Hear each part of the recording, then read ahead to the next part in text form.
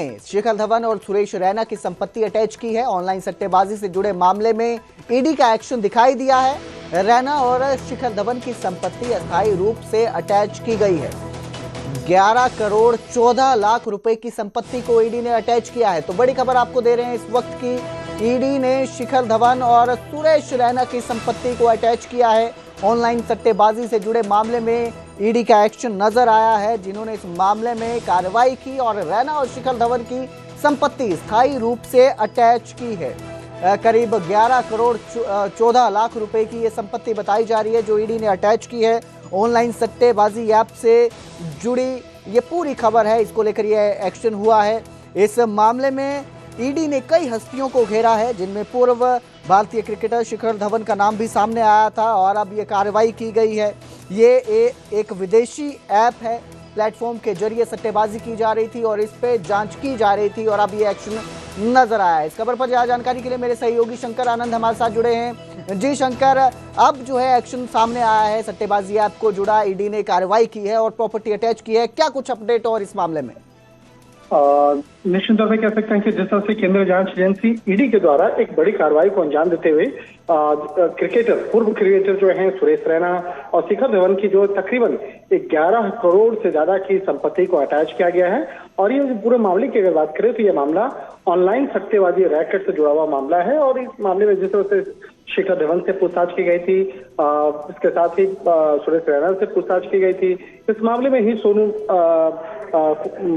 कई जो क्रिकेटर के साथ साथ कई बॉलीवुड से जुड़े हुए जो लोग हैं, सोनू सूद जो एक चर्चित फिल्म अभिनेता है, उनसे भी पूछताछ की गई थी। तो ये वन एक्ट बैट जो सट्टा ऐप है, इस मामले में जिस तरह से शिखर धवन का नाम सामने आया था और इसके साथ साथ सुरेश रैना का नाम सामने आया था, तो इसी मामले में आगे की कार्रवाई को अंजाम देते हुए 11 करोड़ से ज्यादा की संपत्ति को अटैच किया गया है। और इस मामले में तफ्तीश का दायरा लगातार आगे बढ़ता हुआ नजर आ रहा है। कहा जा सकता है कि इस मामले में आने वाले दिनों में कुछ और भी जो चर्चित जो ऐसे क्रिकेटर की बात करें या सेलिब्रिटीज की बात करें जो अलग अलग क्षेत्र से जुड़े हुए हैं, चाहे वो बॉलीवुड के हों या क्रिकेट खेल से जुड़ा हो, तो जिनका नाम सामने आया था, जिनके खिलाफ तमाम अभी तक जो आरोप में जिनके खिलाफ सबूत मिले हैं, उनके खिलाफ कुछ और भी अभी कार्रवाई होना बाकी है। एक तरह से कहा जा सकता है कि इस मामले में लगातार तफ्तीश का दायरा आगे बढ़ता हुआ नजर आ रहा है। जी, जो ट्रांजैक्शन हुई थी पैसों की, जिसको लेकर बातचीत की गई थी, इसको लेकर क्या सबूत सामने आए हैं? क्या उसको लेकर कोई जानकारी सामने आई है? देखिए, बहुत सारे ऐसे क्रिकेटर्स और बॉलीवुड से जुड़े हुए सेलिब्रिटी जिनका नाम सामने आया था और ये पता चला था कि वो ये वन एक्ट जो सट्टा ऐप है वहां से जुड़े और बहुत सारे ऐसे जो लोग हैं जो ब्रांड एम्बेसडर के तौर पर और उस सट्टा ऐप को प्रमोट करने के नाम पर जो पैसे उनको लिए गए थे। तो इतना तो स्पष्ट है कि पैसा जो इन लोगों को मिला है उससे जुड़े हुए एविडेंस जांच एजेंसी के हाथ में लगे हैं। इसीलिए इन खिलाड़ियों को पूछताछ के लिए भी सम्मन भेजा गया था और पूछताछ के लिए बुलाया गया था। तो ये सबूत तो काफी हैं कि आपको पैसे मिले थे तो वो जो मनी लॉन्ड्रिंग का जो एक मेन जो आरोप है वो सिद्ध होता है। दूसरा, क्या आपको इस मामले की जानकारी थी या नहीं कि क्या वो सट्टा ऐप से जुड़ा हुआ पैसा जो है वो इन लोगों के पास आ रहा है। तो ये सारी जो तफ्तीश का जो दायरा आगे बढ़ा है उसी के मुताबिक सुरेश रैना, शिखर धवन और रॉबिन उथप्पा, सोनू सूद, इसके साथ साथ कई बॉलीवुड की जो चर्चित अभिनेत्री हैं उसको भी पूछताछ का सम्मन भेजा गया था और उसके बाद इस मामले में पूछताछ के लिए बुलाया गया था। तो कह सकते हैं कि इस मामले में जिस तरह से अभी शुरुआती तौर पर अभी ये अटैचमेंट हुआ है, ये अमाउंट बहुत ज्यादा बड़ा नहीं है, लेकिन अभी जैसे जैसे इस मामले में इन्वेस्टिगेशन आगे बढ़ रहा है तो कहा जा सकता है कि अभी कई अन्य खिलाड़ियों के खिलाफ भी इसमें तफ्तीश का दायरा आगे बढ़ेगा और उनके खिलाफ भी जो उनकी जो प्रॉपर्टी अटैचमेंट की प्रक्रिया को आगे किया जा सकता है। शंकर, एक सवाल और है कि इस प्रॉपर्टी अटैच की गई है, इस मामले में नाम आया था शिखर धवन और सुरेश रैना का, इनका कोई आधिकारिक बयान या सफाई भी सामने आई है इस मामले में? देखिए, जिस तरह से इस मामले में स्टेटमेंट जो है ऑफिशियली स्टेटमेंट अभी थोड़ी देर पहले ही जांच एजेंसी ईडी के द्वारा दिया गया है। ऑफिशियली जो एक आधिकारिक तौर पर इस मामले पर जो ईडी के द्वारा जो एक जानकारी साझा की गई है, उस मामले में स्पष्ट तौर पे बताया गया है कि किस तरह से इन आरोपियों के खिलाफ ये पूरा मामला आया था, किस तरह से हजारों करोड़ का ये मनी लॉन्ड्रिंग का मामला था। तो ये अभी थोड़ी देर पहले ही ईडी के द्वारा ये औपचारिक तौर पर तमाम जानकारियों को साझा किया गया है। उसके बाद ही तमाम जानकारी निकल के सामने आई है और ये तमाम जो जानकारी जिस तरह से निकल के सामने आई है, उसी के आधार पर इन्वेस्टिगेशन का दायरा और आगे बढ़ाया जा रहा है। जी, बहुत बहुत शुक्रिया इस तमाम जानकारी के लिए शंकर। तो अब एक्शन नजर आया है, ये जो सट्टेबाजी ऐप थी और सुरेश रैना और शिखर धवन की प्रॉपर्टी को अटैच किया गया है। करीब 11 करोड़ से ज्यादा की जो प्रॉपर्टी है वो अटैच की गई है।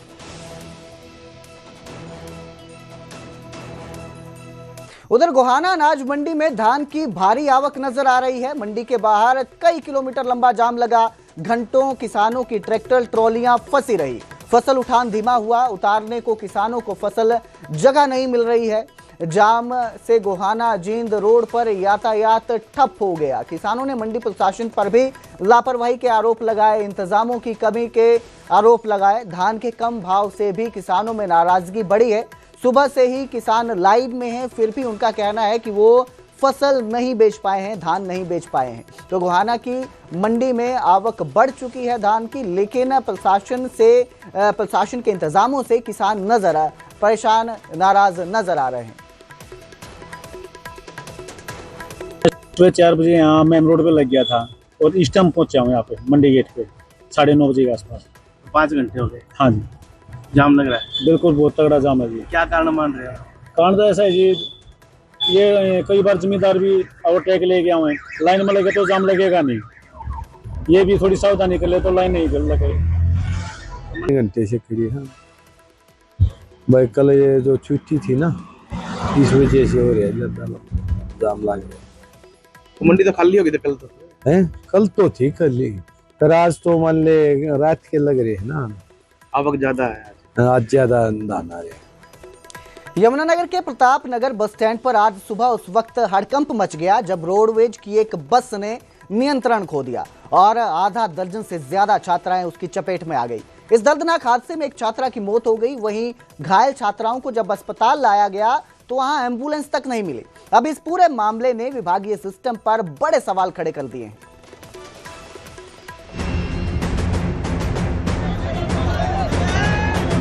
बस स्टैंड पर रोज की तरह बस के इंतजार में खड़े दर्जनों छात्र छात्राएं।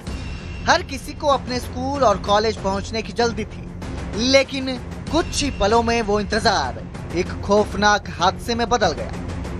पांवटा साहिब से यमुनानगर जा रही रोडवेज की बस जैसे ही प्रताप नगर बस स्टैंड में दाखिल हुई, चालक ने तेजी से बस को भीतर घुसा दिया। भीड़ देखकर जब चालक ने बस को पीछे किया तो भगदड़ मच गई और आधा दर्जन से ज्यादा छात्राएं बस की चपेट में आ गई। आपनु पता सब नु रिपोर्टर की यह बात है जी, तब ते 7:20 का कांड हो रहा है जी, 7:20 का अब तक कोई वो नहीं आई ना पुलिस की उसते हुआ कि भाई उसनु ड्राइवर नु क्या होया क्या नहीं, इसके पीछे हुई ना पीछे जीएम का कोई सवाल आया कि हम बस भेज रहे हैं, ये बस का समझ बात है जी। ऐसी 15 मिनट का टाइम है, या तो बस आ जाएगी अन्य। इस हादसे के बाद मौके पर अफरा तफरी मच गई।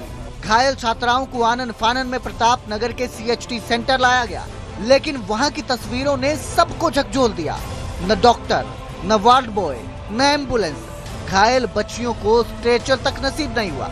वहीं परिजनों का आरोप है कि बस चालक नशे की हालत में बस चला रहा था।